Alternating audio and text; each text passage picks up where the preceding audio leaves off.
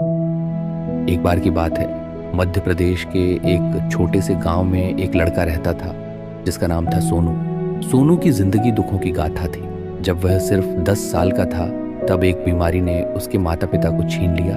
वह पूरी तरह अकेला रह गया, एक टूटी फूटी झोपड़ी में जहां छत बारिश में टपकती थी और दीवारें हवा के झोंके से कांपती थी। न कोई भाई बहन, न कोई रिश्तेदार। सोनू का सिर्फ उसका हौसला और सपने थे। गांव के लोग दया करके उसे छोटे मोटे काम दे देते, खेतों में घास काटना, गायों को चराना या घरों में बर्तन धोना। बदले में उसे बासी रोटी, कुछ सब्जियां या कभी कभार थोड़े पैसे मिल जाते। लेकिन सोनू की आंखों में एक सपना था, एक जिद थी कि वह इस अंधेरे को रोशनी में बदलेगा। सोनू अनपढ़ था क्योंकि गरीबी और अनाथ होने से उसे स्कूल का रास्ता नहीं दिखाया। गांव के कुछ लोग उसका मजाक उड़ाते, अनाथ, अनपढ़, तू तो बस भैंस चराने लायक है। लेकिन सोनू ने इन तानों को अपने हौसले का ईंधन बनाया। हर रात अपनी झोपड़ी में अकेले लेटकर वह अपनी माँ की आखिरी बात याद करता।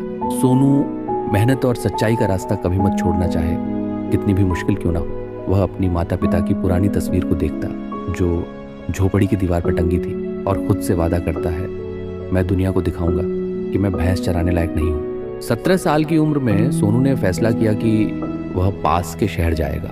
उसके पास सिर्फ 200 रुपए थे जो उसने गांव में काम करके जोड़े थे। शहर पहुंचकर सोनू को कठिनाइयों का पहाड़ मिला।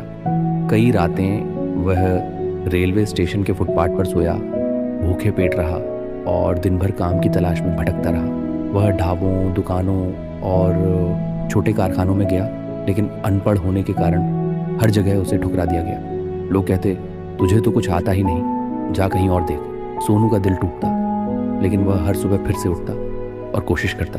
एक दिन शहर की सब्जी मंडी में उसे बोरे उठाने का काम मिल गया। काम कठिन था।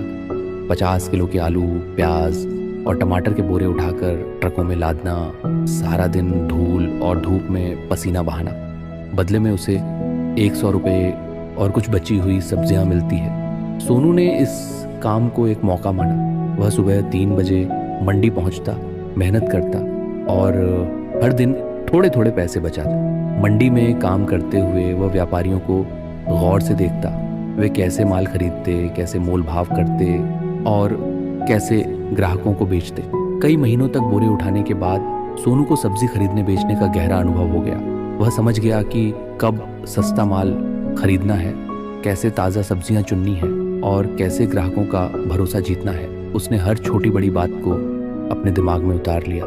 कौन सी सब्जी कब बिकती है, कैसे माल को ताज़ा रखना है और कैसे कीमत तय करनी है। सोनू ने अपनी बचत से थोड़ी सी सब्जियां खरीदी और एक पुराने ठेले पर उन्हें बेचना शुरू किया। वह ताज़ी सब्जियां देता, वजन में कभी चालाकी नहीं करता और बुजुर्गों के लिए उनके झोले घर तक छोड़ाता। उसकी ईमानदारी और हंसमुख स्वभाव ने लोगों का दिल जीत लिया। धीरे धीरे उसका ठेला शहर की कॉलोनियों में मशहूर हो गया। वह अपनी कमाई का हर पैसा बचाता और उसे और ज्यादा सब्जियां खरीदने में लगाता। जल्द ही उसने स्थानीय दुकानों और छोटे रेस्तरानों को सब्जियां सप्लाई करना शुरू किया। उसका व्यापार बढ़ने लगा और उसने एक पुरानी टेम्पो खरीदी ताकि वह ज्यादा दूरी तक डिलीवरी कर सके। सोनू की मेहनत और अनुभव ने उसे एक कदम आगे बढ़ाया। एक दिन एक बड़े होटल मालिक ने उसे नियमित सब्जी सप्लाई का कॉन्ट्रैक्ट दिया। यह सोनू का पहला बड़ा ब्रेक था। उसने अपनी कमाई से एक छोटी सी दुकान किराए पर ली जिसका नाम रखा सोनू ताज़ा भंडार। वह सुबह जल्दी मंडी जाता, सबसे ताज़ा माल चुनता और ग्राहकों को प्यार से पेश करता। उसकी दुकान में लोग दूर दूर से आने लगे, लेकिन रास्ता आसान नहीं था। कुछ व्यापारियों ने उसका माल सस्ते में हड़पने की कोशिश की और कुछ ने उसकी अनपढ़ता का मजाक उड़ाया। एक बार एक बड़े व्यापारी ने उसका पूरा माल खराब बताकर वापस कर दिया, जिससे सोनू को भारी नुकसान हुआ। उस रात वह अपनी दुकान में अकेले बैठा रोया, अपनी माता पिता की तस्वीर को देखा और बोला, मैं हार नहीं मानूंगा, आपने कहा था सच कभी हारता नहीं। सोनू ने हिम्मत जुटाई और अपने व्यापार को और बढ़ाया। उसने छोटे किसानों के साथ मिलकर ऑर्गेनिक खेती शुरू की। उसने मंडी के व्यापारियों से बात करके और बाजार में घूमकर खेती, पैकेजिंग और मार्केटिंग के गुण सीखे। उसने अपनी दुकान को एक छोटे गोदाम में बदला और स्थानीय युवाओं को अपने साथ जोड़ा, जिन्हें उसने सब्जी छांटने और डिलीवरी का काम सिखाया। धीरे धीरे उसका व्यापार शहर के बड़े होटलों, रेस्तरानों और ऑनलाइन प्लेटफॉर्म्स तक फैल गया। उसने सोनू ऑर्गेनिक फार्म्स नाम से अपनी कंपनी शुरू की, जो ऑर्गेनिक सब्जियों की सप्लाई में मशहूर हो गई। 5 साल बाद सोनू शहर में एक बड़ा व्यापारी बन चुका था। उसने शहर में एक खूबसूरत घर बनवाया, जहां वह अपनी माता पिता की तस्वीर को सम्मान से रखता था।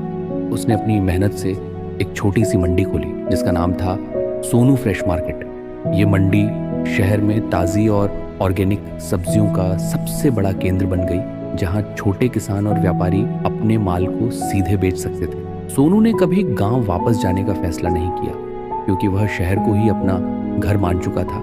लेकिन उसने अपने गांव के स्कूल में एक पुस्तकालय और खेती प्रशिक्षण केंद्र के लिए पैसे भेजे, ताकि कोई और बच्चा अनपढ़ या अनाथ न रहे। एक समारोह में जब सोनू से पूछा गया, अनपढ़ और अनाथ होकर तुमने यह सब कैसे किया, तो उसने मुस्कुराते हुए कहा, मेरे पास न पढ़ाई थी न परिवार, लेकिन मेरे पास मेहनत और मेरी माँ का आशीर्वाद था। सपने वो नहीं जो सोते वक्त देखे जाते हैं, सपने वो हैं जो आपको सोने न दे। मैंने मंडी में बोरे उठाए, लेकिन मेरे सपनों ने मुझे आसमान छूने की ताकत दी। दोस्तों, सोनू की कहानी हर उस इंसान के लिए प्रेरणा है जो अकेला है, जिसके पास कुछ नहीं। उसने साबित किया कि अनपढ़ होना, अनाथ होना या संसाधनों की कमी होना आपके सपनों को रोक नहीं सकता। अगर आपके पास मेहनत, ईमानदारी और हौसला है तो आप दुनिया बदल सकते हैं। अगर आपको ये कहानी प्रेरणादायक लगी तो इसे लाइक करें और कमेंट में बताइए कि आपको ये कहानी कैसी लगी।